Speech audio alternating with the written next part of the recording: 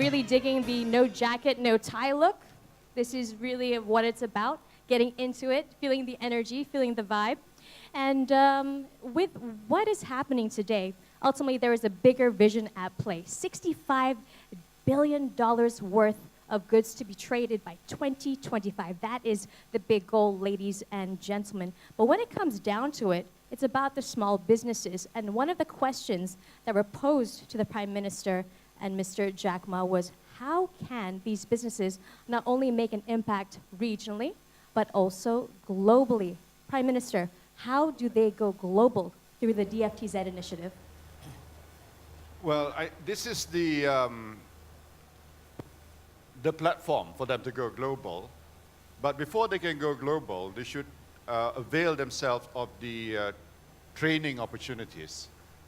We have Matrade giving them courses how to be involved in cross-border trade. We have SME Corp, teaching them how to develop and grow. We have MDAC, teaching them usahawan, which is e-commerce basically, for small entrepreneurs. And then when they get to be part of the DFTZ, they're actually part of the global supply chain, right up to the marketplace. So in real time, their products will be seen by millions and millions of customers. And as you can see, I mean, that auction, in just 1 minute, we raised 122,000 ringgit, just 1 minute. And as I said, with that kind of market through our DFTZ and e-commerce, I think the opportunities are tremendous. So that's, to me, the starting point is the how part, how to do e-commerce and how to do global. And we've set up the DFTZ, because this is the platform for them to go global. To get a toehold on the next phase. Now, Alibaba is a trailblazer in that regard, making up 95% of the Chinese e-commerce market, but you've also become quite a trailblazer on the global stage. Just take a look at your recent quarterly sales blowout, looking so good. So with that, how do you envision this type of platform helping Malaysian businesses go global? Malaysia Week is just one of those potential platforms. Yeah, I totally agree with PM, but one thing I want to say is I'm extremely excited today because this is the milestone. We think in the past 30 years, the globalization, we small business, young people do not get opportunities. There are a lot of free trade zones giving efficient trade facilitations only for big companies. There is no free trade zone designed only for small business. And this is, I've been shouting everywhere, screaming that every government should do it. I did that in the G20 meeting last year, and this is the first hub only designed for small business, exporting, importing. And we hope this is the first, definitely will be not the last. We'll continue to do it. For this FTC, this trade zones, what I would call it, today we help small business, Malaysia business, help them reach the market in China, Russia, Europe, and Southeast Asia, other countries. We would also help them to reach the financing support they need. This is the next step. We will also enable them to deliver the things across the board. We will also enable them with the cloud computing, the IT technology that every small business should have, but they cannot afford to have in the past 2 centuries. And we also, through the One Touch, we want to work with the DFTZ facilitations that making sure every government will give them one-touch services to all the small business, import, export.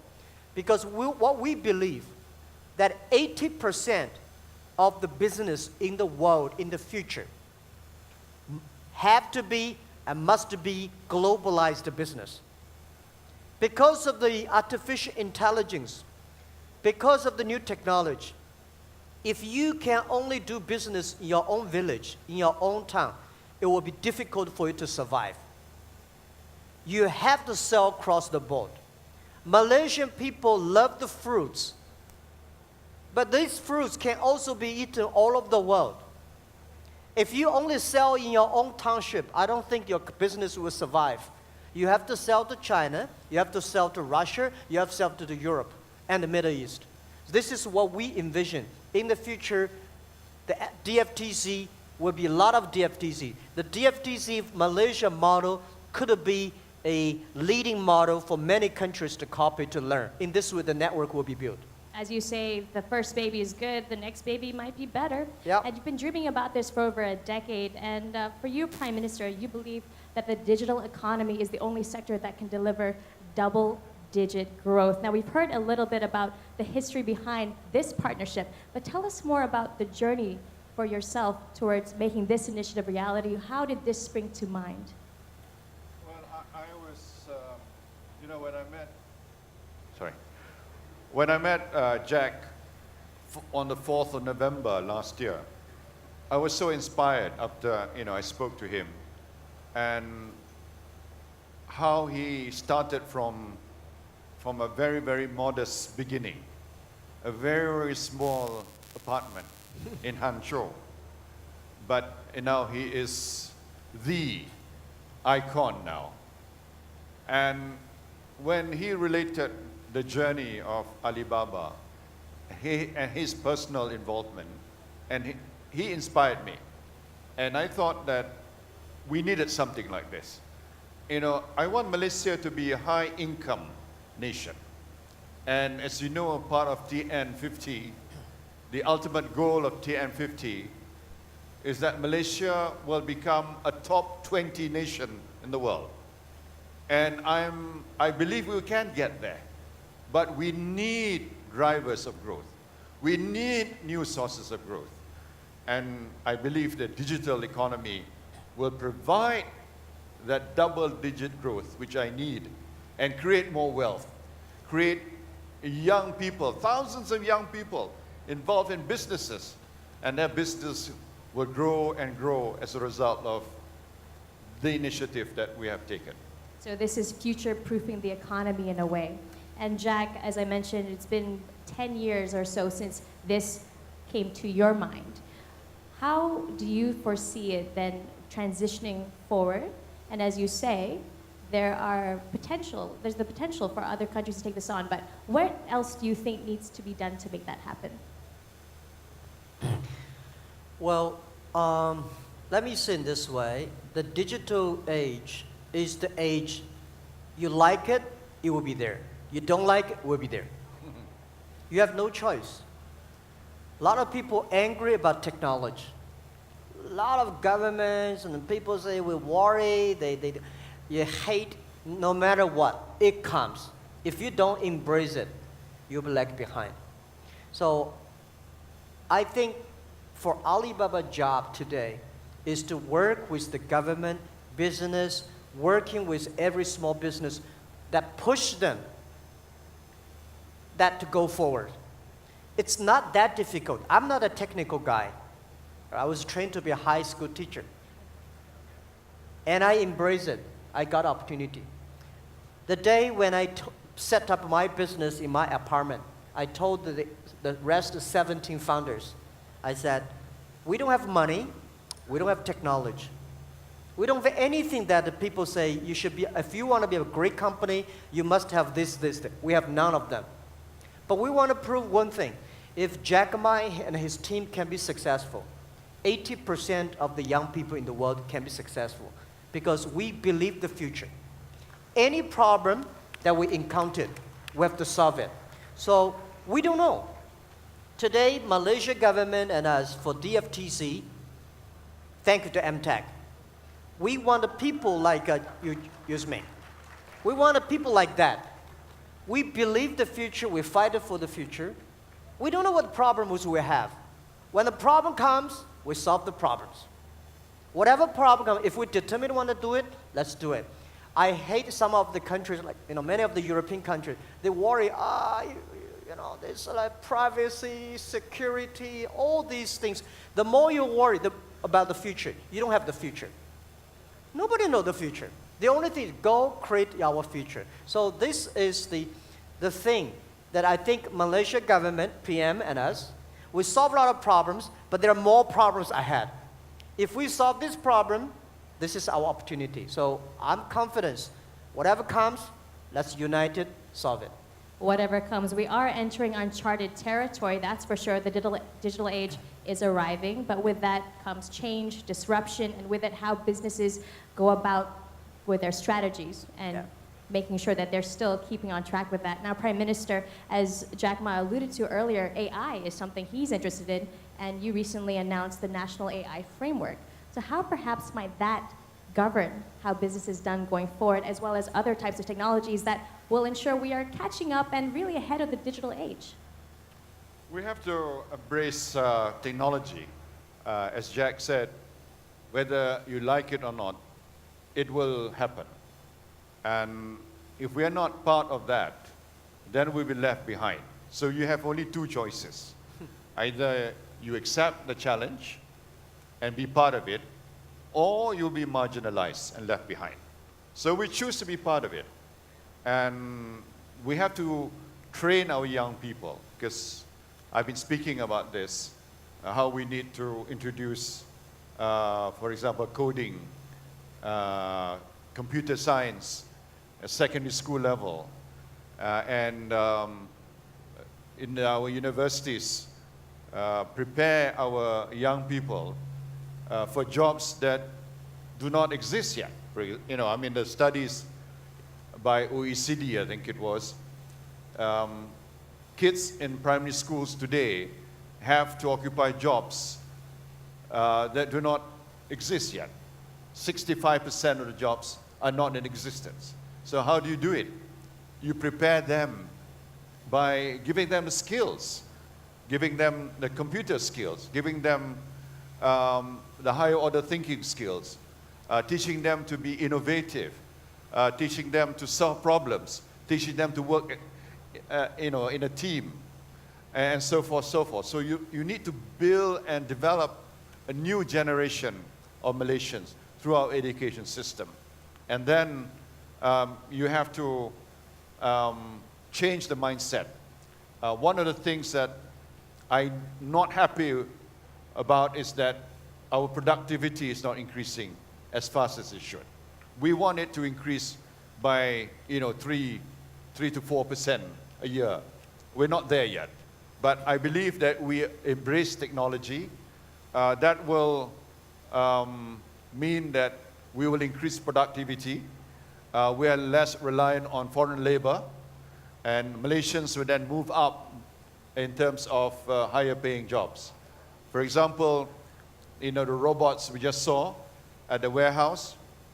Imagine if Malaysians have to do that. They will be doing very menial jobs.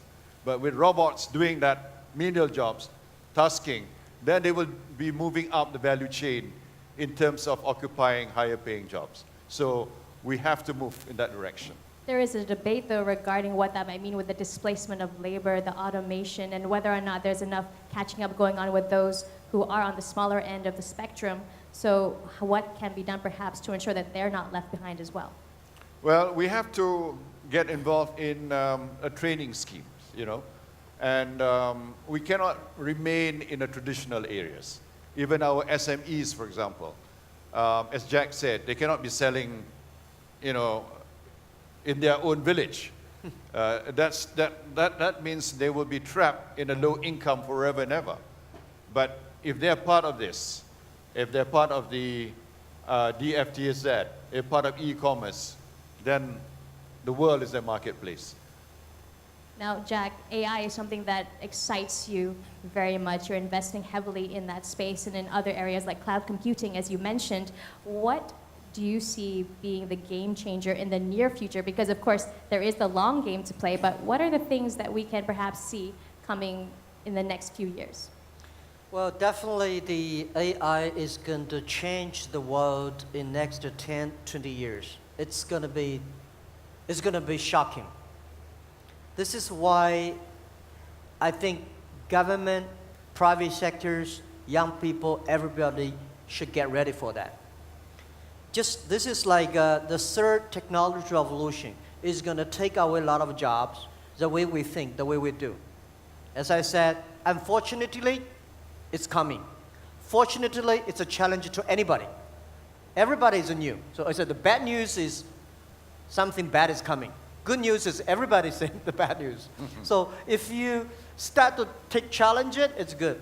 But one thing I would say that I agree with Prime Minister. I'm a really admire vision because education is the key. Don't try to compete with machines who is hardworking.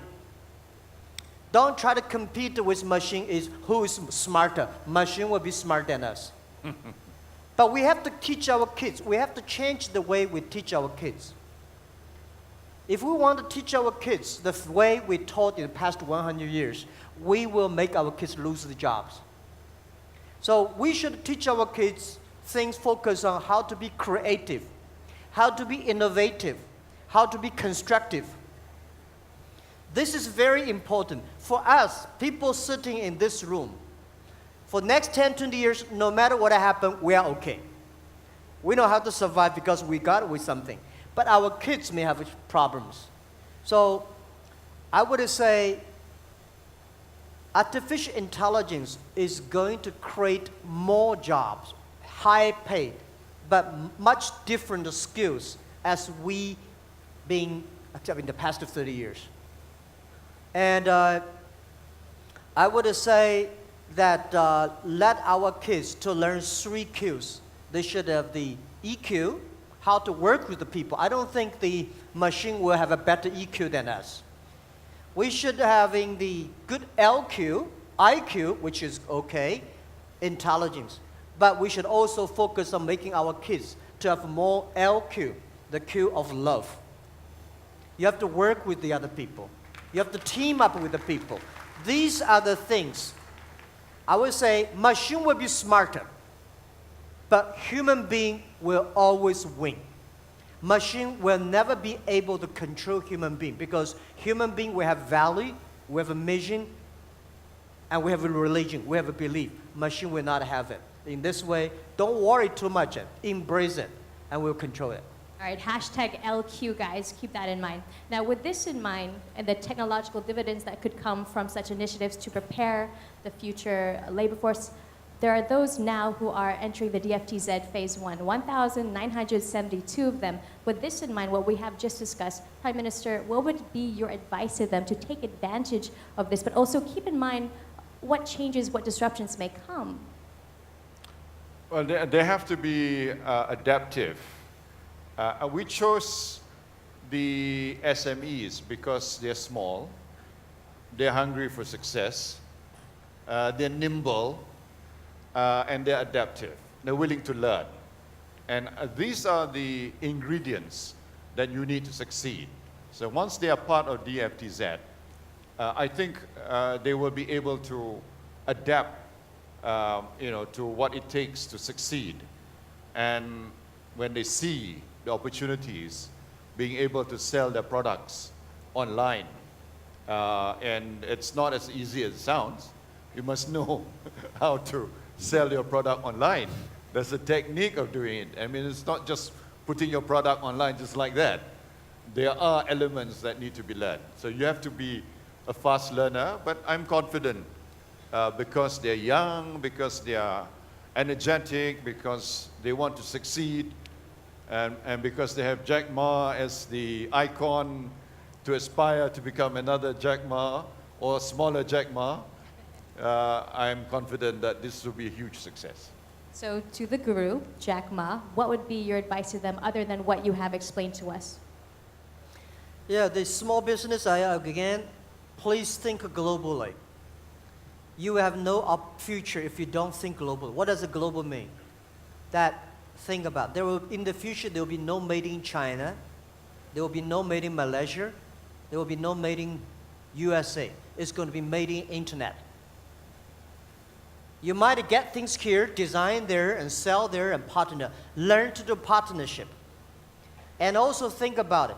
Manufacturing is no longer be the main driver for job creations, because artificial intelligence is going to take a lot of jobs for the manufacturing.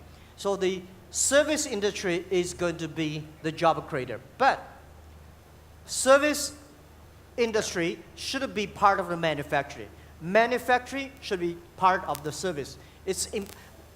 What is Alibaba? Is Alibaba a service company or manufacturing? We think we are manufacturing. We have 25,000 engineers managing all the processing, producing the data, and making sure data is the product that we engined. It's the manufacturing way of manufacturing information and data.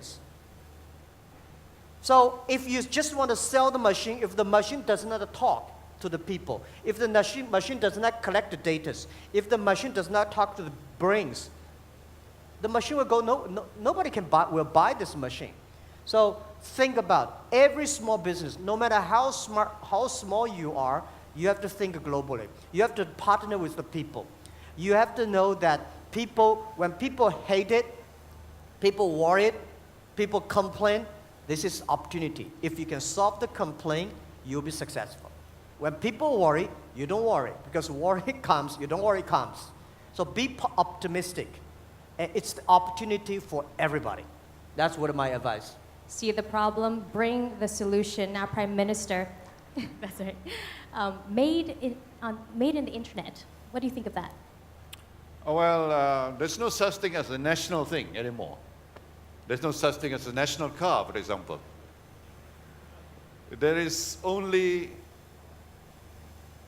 as Jack said, made in the internet, but you have to source your components, your supplies from everywhere in the world and put it together. Put together and sell it through the internet and online, and that's your marketplace. So there's no such thing as made in Malaysia or made in China. It's made globally, and it's exported through the internet, and you're part of the global supply chain, and that's the difference. Now, Jack, as you pointed out in March, more small businesses getting involved means more jobs and a stronger middle class. And Prime Minister, now in your view, what can entrepreneurs who are involved in the DFTZ and other such initiatives perhaps do to contribute back home, as well as to contribute to the economy? Well, I believe they will source a lot of supplies, from locally, from the domestic economy. And if the demand for their products continues to grow, then they can source a lot of their components and parts from the local economy. So there will be the backward linkage to the Malaysian economy. And secondly, because they'll be able to sell and grow exponentially, then because they're growing exponentially, they will be able to generate more income. Once they generate more income, they'll bring back the money, hopefully, and not keep it overseas, and create more investment in the country as well. And Jack, you've seen this firsthand, I would assume. Yeah, I think last century, big size, large scale of money, standardization, assembly lines, containers was the main fortune. This century, personalization, customization, innovation, small. So I think last century, the big, the better. This century, small is beautiful, small is powerful. For creating jobs, it's impossible for a big, huge companies to double their size. For a small business, they only have like 2 or 3 people. When they're able to learn to sell across the board, double their size is simple and easy. So I am a strong believer that this century, small is beautiful, small is powerful. And we should, like the Malaysia government, we should giving all the resources, money, to making sure that the small business have the right policies, not the big companies the right policies. We should make specific policies, tax, technology, innovation to empower them, to make technology inclusive enough so every small business be able to using that. So by that, country like Malaysia, country like China, when you have 80 or 70% of the business, small business, the country economy will be stabilized. If this is what we did in the early days, year 2003 and 2, my team asked me, say, Jack, it's so difficult to do business, e-business in China. Shall we focus on helping big companies? Because getting one big company can make us survive for a whole year. So we, Alibaba, only focus on 5 big companies, and then we can survive for another 10 years. I say, what if 3 of them or 1 of them lost? We're in trouble. So we should learn to survive, to support a small business. When we have millions of small business, then our business model can be sustained. So this is what we think a country should do, is supporting small business, because they are always there. They will make a lot of middle class. When you have enough middle class, the country's economy is stabilized. This is what we believe.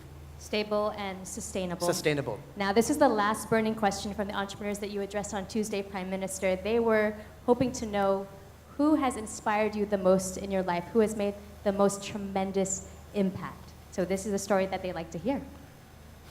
Well, that's a tough question, but I suppose from my own personal perspective, I would have to say my late father inspired me most.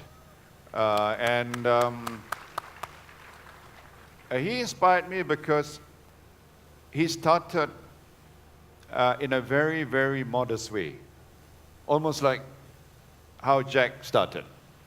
And it was, in the days when he learned mathematics, and they didn't have a blackboard. They had to do it on the ground, all those simple arithmetic. And that was the kind of background that he started with. But he had one thing. He had this determination, to make Malaysia develop. And he wanted, to modernize Malaysia. He wanted to develop the rural sector. He wanted to bring new industries to Malaysia. But unfortunately, he didn't live long enough. He died quite early. In fact, he died at the age of about 54. He died. But now that God has blessed me with an opportunity to lead this country, I want to take Malaysia to that ultimate goal.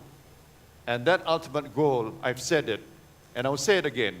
I want Malaysia to be a top 20 nation by the year 2050, even earlier than that. So I will work hard, and I know my colleagues will work hard, and I'm confident with the support of the people, God willing, we will be there. Thank you, Prime Minister. Onwards and upwards. And Jack, your mentor in life.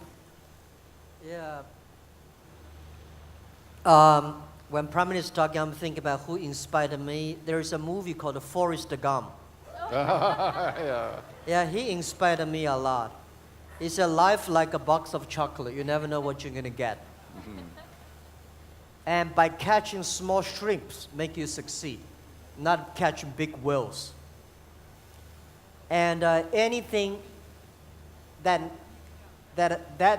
day when I watched the movie, I tell to myself, no matter how big dream you have, how big vision you have to start from a time to making sure the product's good, the service good, your team are happy.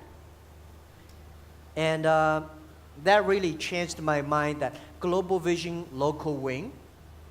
And that also inspired me that hard working, stay foolish with your dream. Right? No matter, there are so many fancy ideas, but I only love my fancy ideas.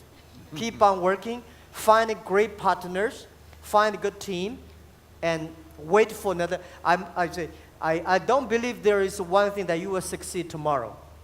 I don't believe the one thing that you do today you will succeed next year.